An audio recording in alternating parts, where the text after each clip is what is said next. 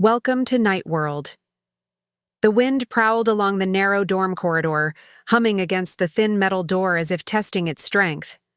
Nathan lay awake with the curtains drawn tight, the faint glow of the campus streetlights seeping in through the edges like curious fingers. His phone screen lit his face with a cold artificial blue as he scrolled, trying to silence the strange tension crawling through his bones. Sleep refused to come, not since the accident last week. Not since the elevator doors closed too fast. Not since the girl from down the hall died with a scream so sharp it felt like it cut the night in half. The campus had fallen quiet after it happened, but something inside him sensed the silence wasn't peace. It was waiting. He turned off his phone and let the room fall into darkness. For a few seconds, the only sound was his own breathing, soft, shaky, uneven. Then it came. 3 light knocks on his door. Gentle, rhythmic.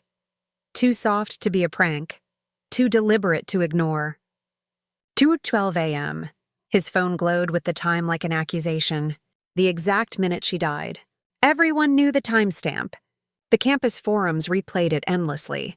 He sat frozen, heartbeat thrashing in his ears as the knocks came again, a little firmer, like knuckles brushing wooden memory. She used to knock like that when she asked to borrow notes, soft, almost shy, as if she didn't want to disturb anyone. Nathan's mouth went dry as he stared at the door, at the faint shadow under it that seemed to stretch, as though something stood right behind the frame. "It's nothing," he whispered. "Just the pipes. Just the wind." But deep down, a cold certainty settled. They weren't alone. And something that shouldn't exist was asking to be acknowledged. He pulled the blanket higher around his chest, trying to steady himself. The hallway outside stayed impossibly silent. No footsteps, no whispers, no doors opening or closing. Only the memory of that knock still tingling against the metal. Nathan reached for the lamp, but his hand trembled too much.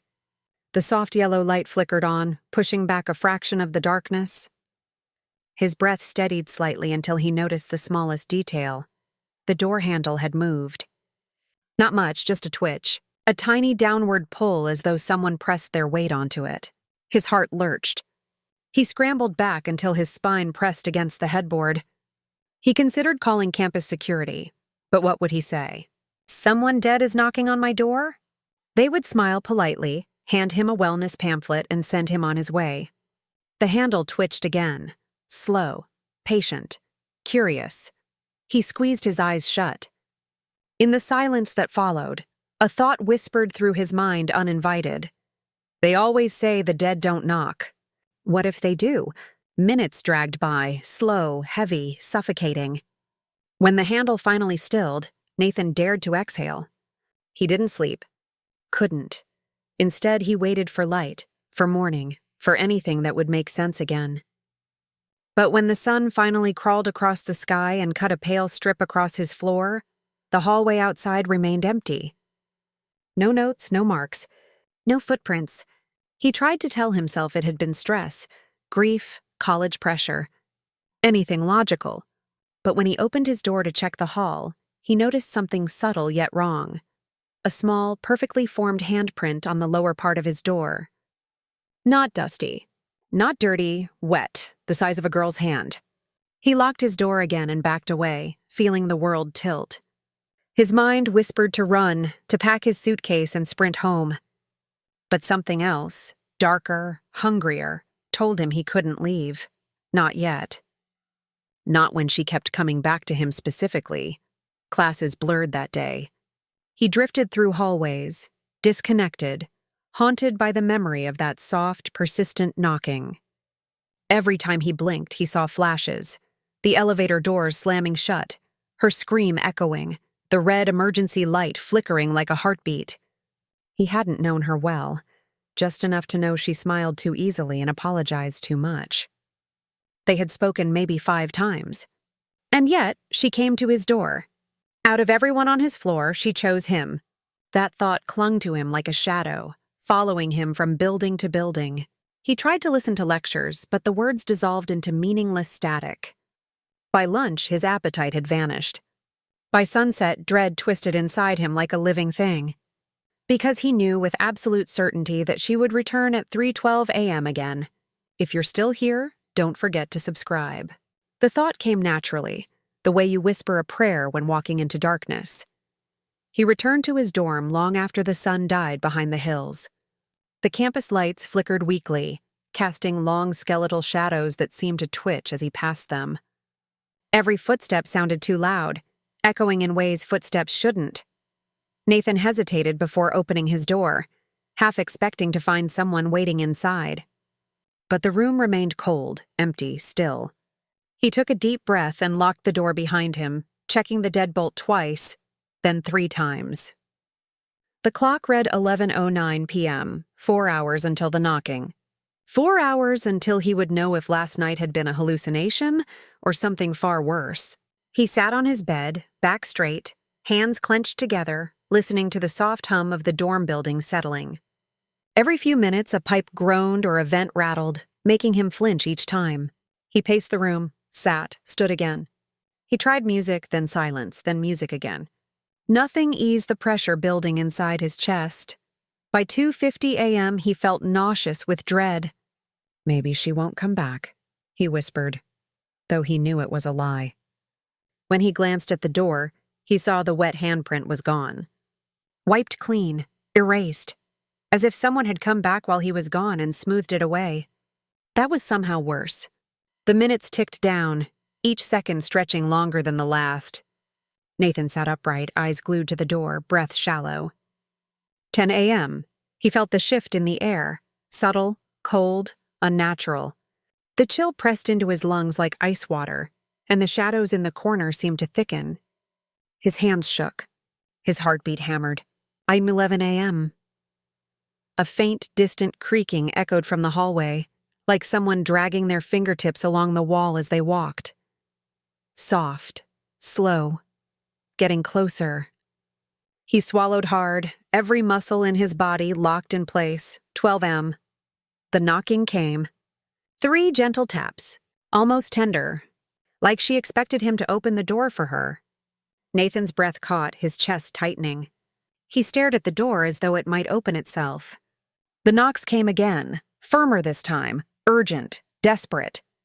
Goosebumps crawled along his arms as a faint whisper bled through the metal. Nathan. A voice like wind. A voice like memory. A voice that shouldn't exist. He slapped his hand over his mouth to keep from screaming. His vision blurred as tears burned behind his eyes. The voice came again, trembling, pleading, Nathan, please. Let me out. His mind recoiled at the last word. Out. Not in. She wasn't asking to come inside. She was asking to be released from something. From somewhere. His pulse thrashed. He pressed himself against the headboard, shaking uncontrollably. The voice whispered again, closer now, just behind the door, as though her lips were touching the metal. It's dark. I don't want to stay here anymore. Nathan couldn't breathe. His lungs seized as the handle twitched once more, sharply this time, as though someone pulled it downward with sudden force. The metal groaned. The lock strained. He whimpered, curling his knees to his chest. Stop, he pleaded in a thin, broken whisper. Please stop. But the knocking only grew more frantic, reverberating through his bones. Then it stopped. Silence slammed into the room like a fist. The air thickened, pressing against him until it felt like the walls were bending inward. He remained frozen, muscles trembling violently. Minutes dragged by, but he didn't dare move. Didn't dare speak. Didn't dare blink. When he finally looked at the door again, he saw it, a shadow underneath. Not a person's shadow. Something thinner, longer. As if someone was lying on the floor on the other side, face pressed to the gap, watching him. He squeezed his eyes shut and counted breaths. 1, 2, 3, but when he opened them again, the shadow was gone. He wasn't sure when he fell asleep, only that he awoke to morning light leaking through the blinds, faint and sickly. The room felt wrong, tilted, too quiet. He forced himself to stand, legs weak, and approached the door with slow, heavy steps. His hand hovered over the handle, shaking. When he finally opened the door, he looked down and felt his stomach drop. A trail of wet footprints, small, bare, unmistakably the size of a girl's, led down the hallway, stopping in front of the elevator. The doors were slightly ajar, too slightly, as if they had been forced open by something without strength but full of determination. Nathan backed away, feeling the terror coil inside him tighter than ever. He didn't know why she came to him. He didn't know what she wanted released. But he knew one thing with chilling certainty. She wasn't done with him. And tonight, she would come back again. Stay with the story. And don't forget to subscribe. Nathan spent the entire day drifting through campus like a ghost wearing his own skin. His eyes were bloodshot, his hands unsteady, and every small sound made him flinch violently. He tried to convince himself that the footprints outside his door were a nightmare, a hallucination caused by exhaustion. But every time he closed his eyes, he saw the wet trail, the tiny toes, the faint smears where some prints dragged just a bit. He felt watched, followed, chosen. He caught himself looking over his shoulder constantly, expecting to see her pale face reflected in a window or standing just behind him. Every hallway felt too narrow, every room too bright. In class, he stared blankly at the glowing projector screen while the professor's voice faded into a low drone. He didn't hear a word. His mind kept replaying her whisper at the door, "Let me out." Those 3 words clung to him, burrowed into him, refusing to release their grip. When he finally checked his phone during a break, his heart dropped. It was 3:12 p.m., exactly 12 hours after last night's knock, and his phone vibrated with a notification from an unknown number. A single message. A single word. "Nathan," the same way she whispered it. He deleted the message instantly, panic ripping through him. His hands shook as he shoved the phone into his pocket, but another vibration followed immediately. Another message. "Please don't ignore me." He stared at the screen, breath turning sharp, chest tightening as if held by invisible hands. He hadn't given her his number. He hadn't added anyone new. And she was dead. She was dead. Yet somehow the messages kept appearing, each more desperate than the last. "It's so cold. Why won't you help me?" "Nathan, please." He turned off his phone and stuffed it into his backpack, heart slamming so hard it hurt. By the time he left the lecture hall, his vision felt blurry. The sky outside was a deep steel gray, hinting at rain. Students moved around him in loose clusters, laughing, talking, living. He felt like he was sinking through a world that didn't know he was drowning. Desperate, he headed to the library, somewhere bright, populated, safe. But the moment he stepped inside, he realized he wasn't safe anywhere. A girl passed him in the hallway, her face hidden behind her long dark hair. She didn't look at him, didn't speak. Yet the faint scent of hospital disinfectant drifted off her like a ghost-trailing memory. The same smell he'd noticed outside the elevator after her accident. He backed away, pulse spiking, but when she turned the corner and disappeared, he wondered if she'd ever been there. Or if she'd ever been human. He couldn't go back to his dorm yet. The thought of that metal door, that thin gap where the shadow had stretched beneath it, turned his stomach.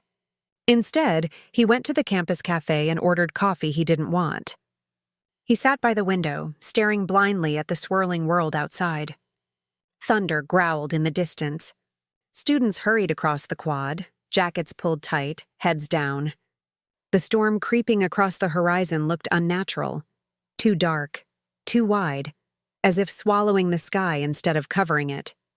He sipped the bitter coffee and the warmth steadied him slightly. Enough to think, enough to remember that before she died, the girl, her name was Emily, he recalled faintly, used to leave little sticky notes on her dorm door with reminders and doodles. Happy faces, encouraging words. Nothing dark, nothing desperate. She was kind, quiet, gentle. Her death felt like a wound the building hadn't healed from. But why him? Why his door? Why the messages? He didn't know, but something deep in his gut whispered that tonight would be worse. That she was getting stronger, closer, more desperate. That whatever held her wasn't done tightening its grip. By late evening, rain hammered the campus in relentless waves. Lightning cracked overhead, illuminating the dorm buildings like decaying monuments. Nathan walked back slowly, letting the storm soak him to the bone. Somehow the cold grounded him, made him feel less trapped in his own head. But as he approached his dorm, he noticed the entrance lights flickering violently, as if struggling to stay alive. Students hurried inside, shielding their faces, but when Nathan reached the door, the lights steadied for a moment. A breath of calm, then dimmed, as though something recognized him. The lobby was nearly empty. A single desk assistant tapped at her phone, unaware of the way the elevator doors behind her twitched open an inch, then shut, then open again, like a mouth trying to speak. Nathan's breath shivered out of him. He avoided the elevator and took the stairs, each creak under his feet echoing louder than it should. By the time he reached his floor, the storm outside had grown violent, wind screaming through the ventilation shafts with a sound that didn't feel like wind. It felt like a voice trying to form his name. The hallway was empty, silent, too silent, as if the entire floor held its breath the moment he arrived. Nathan approached his room slowly, gripping his keys so tightly they cut into his palm. The door looked normal, ordinary. But as he slid the key into the lock, he noticed something, the faintest trace of moisture near the bottom corner. A bead of water rolling toward the carpet, like someone had been crying against the door.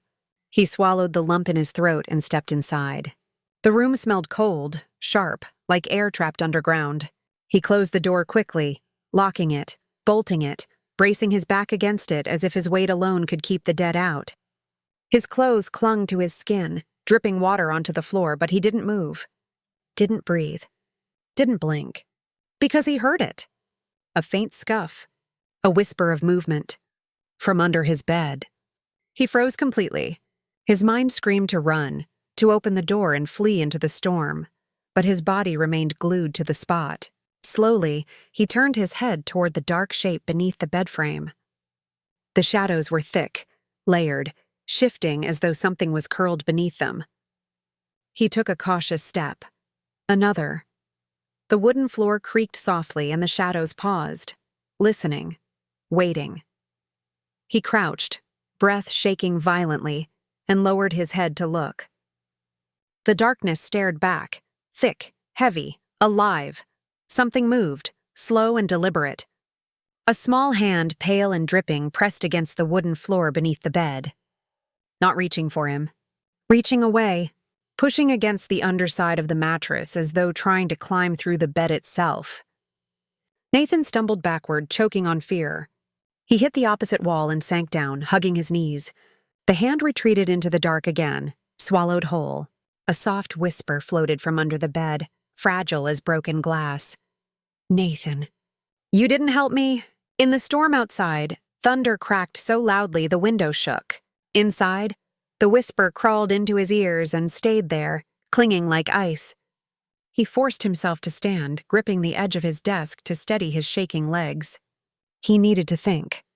To breathe. To understand. What do you want? He whispered, voice breaking. Silence answered him. Heavy. Oppressive.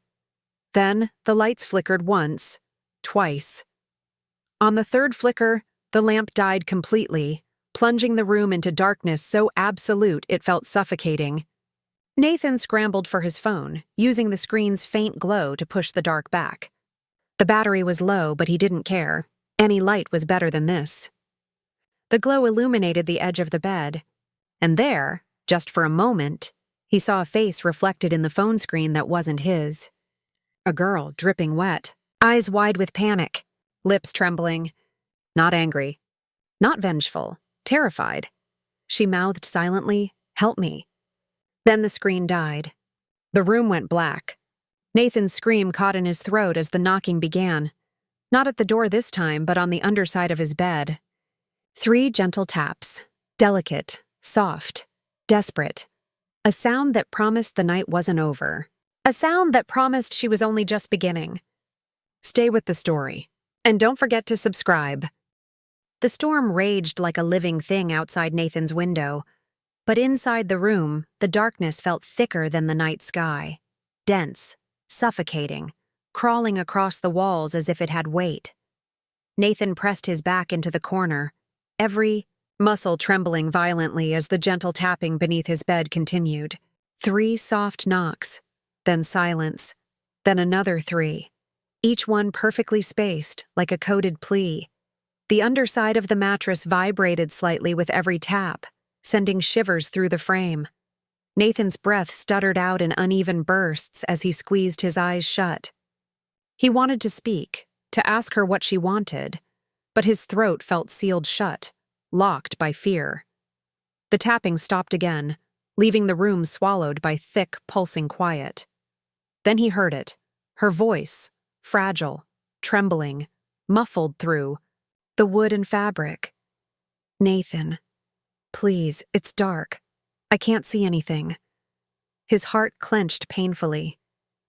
The voice wasn't threatening. It was pleading, terrified. Something was happening to her, something worse than death. And she was reaching for him because she believed he could help. He forced himself to swallow past the knot in his throat and croaked, "What do you want me to do?"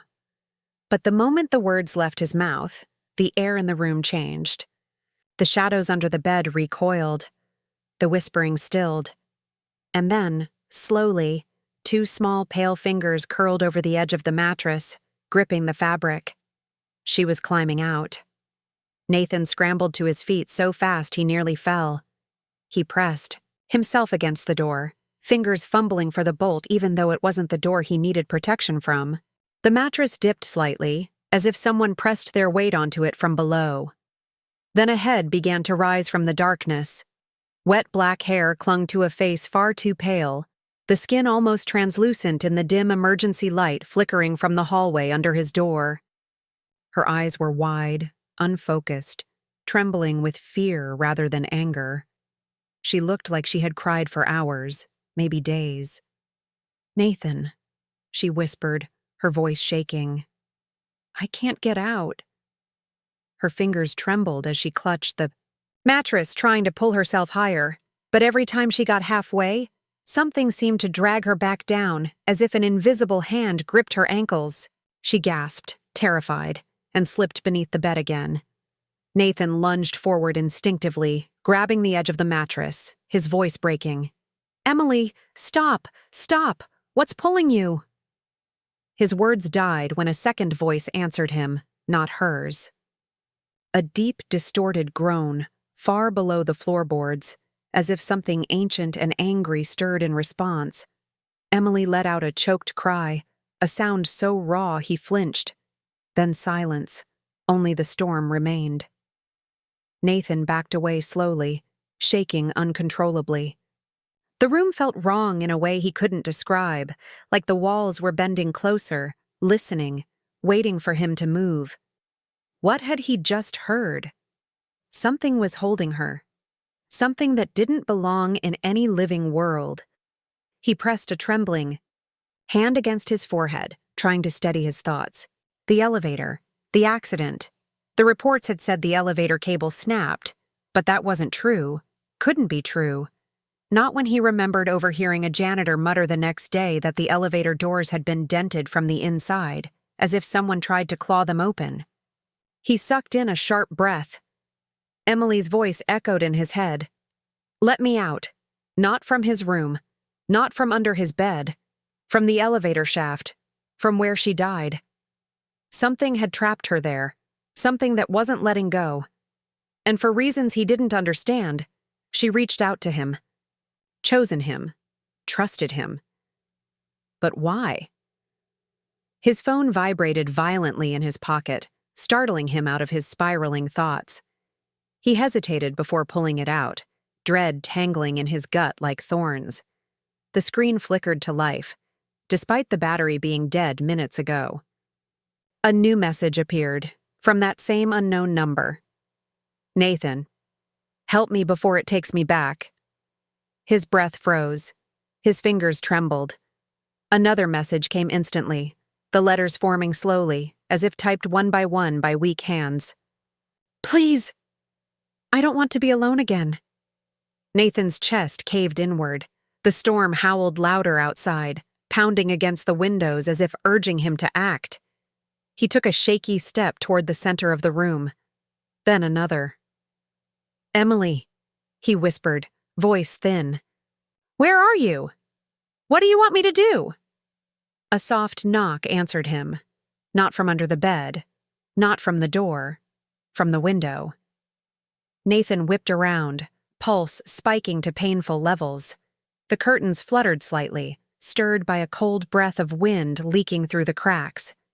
Slowly, terrified, he approached. A flash of lightning lit the sky, illuminating something on the windowpane. A handprint, small, wet, pressed against the glass from the outside. His mouth fell open, breath shaking violently. The dorm room was on the 4th floor. No balcony, no ledge, no chance anyone could stand out there. Another lightning flash revealed more detail. Her face, pale, eyes wide, pressed against the outside of the glass, looking directly at him. She mouthed a single word: "Help." Nathan stumbled backward, colliding with the desk. When he blinked again, she was gone. The handprint remained. The storm quieted slightly, but inside his chest, panic roared. He couldn't stay here, not while she was trapped somewhere, dragged by something he couldn't see. She came to his door, his floor, his room, his window. She wasn't haunting him, she was calling for him, begging him to free her from whatever clung to her spirit. He grabbed his jacket with trembling hands and yanked open the door, stepping into the hallway. The air was colder than before, unnaturally so, making his breath puff visibly in front of him. The lights flickered dimly overhead, casting long shadows that stretched in unnatural directions. He didn't want to go near the elevator, but every instinct screamed that was exactly where he needed to be. Step by step, he approached it, the soft hum of electricity buzzing overhead.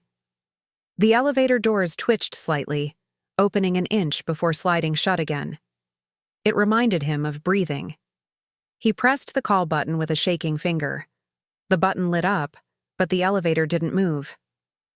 Instead, the doors slowly slid open on their own, revealing a darkness inside thicker than shadow. A cold breeze drifted out, carrying a scent of damp metal and something older, something rotten. He took a hesitant step inside. The lights flickered above him, humming weakly. The floor seemed to sag slightly under his weight, as though something beneath it shifted. He pressed the button for the basement, a floor normally locked for maintenance. The button blinked once, twice. Then the elevator jerked violently, snapping downward like something yanked it from below. Nathan grabbed the railing, heart slamming against his ribs as the elevator plunged into darkness. The emergency lights flickered on, casting sickly red light across the metal walls. Then the elevator stopped abruptly. The doors stayed shut.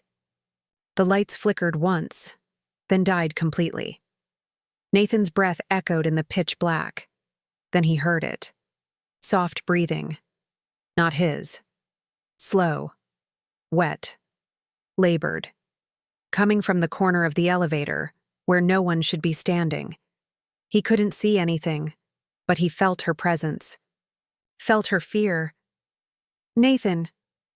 Her voice trembled in the dark. "It's here." His blood ran cold. "Emily?" he whispered. "Where are you?" She whimpered softly. "It's coming back. Please don't let it take me." Something moved in the darkness behind him. Something heavy. Nathan spun around blindly, hands shaking, feeling along the walls for the emergency panel. His fingers found the latch, prying it open desperately. The moment he touched the emergency phone, a loud, guttural growl reverberated through the elevator. A sound that didn't belong to anything human. The temperature plummeted instantly, frost forming on the metal walls. Emily's voice trembled violently, filled with raw terror. "Nathan! It's pulling me. Help me!" The elevator lurched, again, shaking violently as if something enormous slammed into the roof. Nathan stumbled, clutching the railing. A deep scraping sound echoed above them, metal bending, tearing, followed by something pounding against the top of the elevator. Hard, aggressive. Everything in Nathan screamed to get out. Now. He forced his fingers into the gap between the elevator doors and pulled with all the strength he had. The doors groaned, moved, opened a crack, just enough to see the dim, flickering maintenance hallway beyond. He shoved harder, muscles burning. The gap widened. Emily screamed, a sudden, piercing cry that cut through the darkness. "Nathan, please don't! Leave me!" He reached into the darkness, trying to grab her hand, but his fingers closed around nothing. The elevator shook violently again, harder this time, sending him crashing into the wall. The doors slammed shut on their own, trapping him inside once more. He pounded against them, shouting her name, but the elevator only groaned as it moved again, slowly rising this time as if whatever was attacking it grew tired. The emergency lights flickered back on, and Nathan realized he was alone. Truly alone. Emily was gone. The breathing had stopped. The presence had vanished. The elevator rose steadily until it reached his floor, the doors opening smoothly as if nothing had happened. Nathan stumbled out, collapsing to his knees in the hallway. Tears burned his eyes. He failed her? He failed her when she needed him most. Something took her again, dragged her deeper into whatever darkness clung to the elevator shaft. Thunder rolled outside. The storm screamed, and in the faint glow of the hallway light, Nathan saw a new message flash onto his phone screen. "Nathan, it hurts." Another message followed instantly. "Please hurry." The last one appeared so slowly it felt like the letters were scratched onto the screen by trembling fingers. "Before it takes me forever." Nathan wiped his face, stood up slowly, and looked toward the elevator doors. He wasn't running anymore. He wasn't hiding. Tonight he would go back. Tonight he would descend into the dark to bring her out, or die trying. If you're still with us, take a deep breath and subscribe. The campus had fallen into an eerie quiet, the kind that settles after a storm but feels more like a warning than a peace. Nathan stood trembling in the dim hallway, staring at the elevator doors as rainwater dripped steadily from his clothes to the floor. The messages on his phone burned in his mind, her pain, her fear, her desperation. He wiped his face with shaking hands and forced himself to breathe. Everything inside him screamed to run, to escape, to leave this building and never return. But he couldn't. Not after hearing her voice break in the dark. Not after seeing her face pressed against his window. Not after she begged him not to leave her alone again. Something had taken her. Something held her. Something hunted her. And she believed he was the only one who could help. The elevator lights flickered faintly overhead as if sensing his approach. The air smelled of damp metal and something colder, like earth that had never seen sunlight. Nathan swallowed hard and stepped toward the elevator, every instinct screaming that this was a mistake. The world around him felt thinner tonight, as if something on the other side of reality pressed against it, waiting for him to choose. When he pressed the call button, the lights dimmed. The doors slid open slowly, revealing not the clean metal interior he expected, but a yawning darkness, deeper than before. As if the elevator was no longer a machine but an open mouth, Nathan hesitated only once. Then he stepped inside. The doors closed behind him with a heavy thud that echoed like a tomb sealing shut. The air inside was freezing, colder than any winter he had known. Frost formed instantly along the edges of the railing. The fluorescent lights flickered overhead, humming weakly, struggling to stay alive. His breath came out in long, trembling clouds. He pressed the button for the basement again. The button lit up red. The elevator shuddered once, like something outside grabbed hold of it, and then it began to descend. Slowly. Too slowly. Nathan gripped the railing, knuckles white, fear rising inside him like icy water. The deeper the elevator descended, the more oppressive the air became. The hum of the cables overhead disappeared. The mechanical sounds of descent faded. It felt less like the elevator was moving, and more like the building itself was sinking. The emergency lights flickered, dimmed, then glowed a deep crimson. Nathan's heart hammered violently. In the flickering red glow, he saw something scratched into the metal wall. Long, shallow lines, desperate, repeated hundreds of times. A single word etched over and over until the metal warped. Help. Nathan reached out with a trembling hand, tracing the carved letters. The grooves were fresh, sharp, as if something or someone had clawed them recently.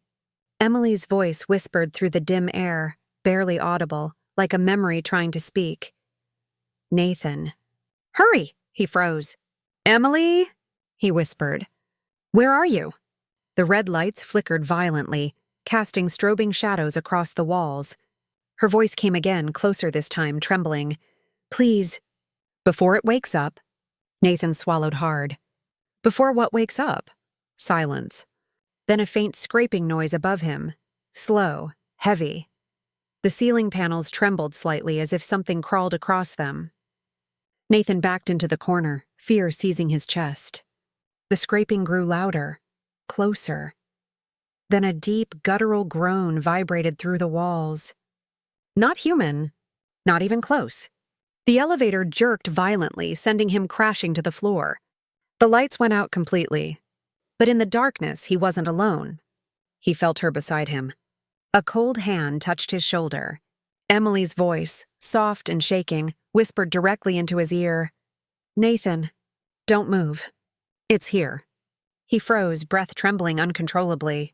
His heart pounded so violently he thought it would give him away. A soft thud echoed above them. Then another. Then slow, dragging footsteps across the elevator roof. The temperature plummeted further, frost crawling across the floor toward him like living veins of ice. Emily's hand clutched his arm, weak, desperate, before slipping away again. It's looking for me, she whispered.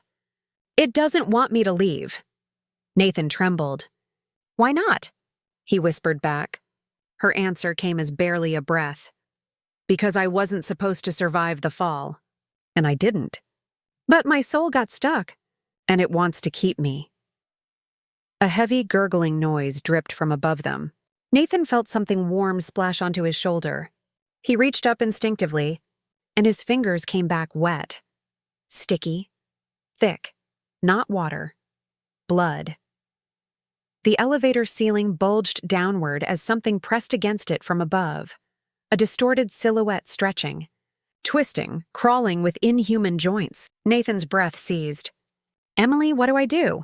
A faint glow appeared in the darkness, forming the shape of her face. Pale, trembling, eyes wide with terror. You have to open the door, she whispered. Open it, Nathan.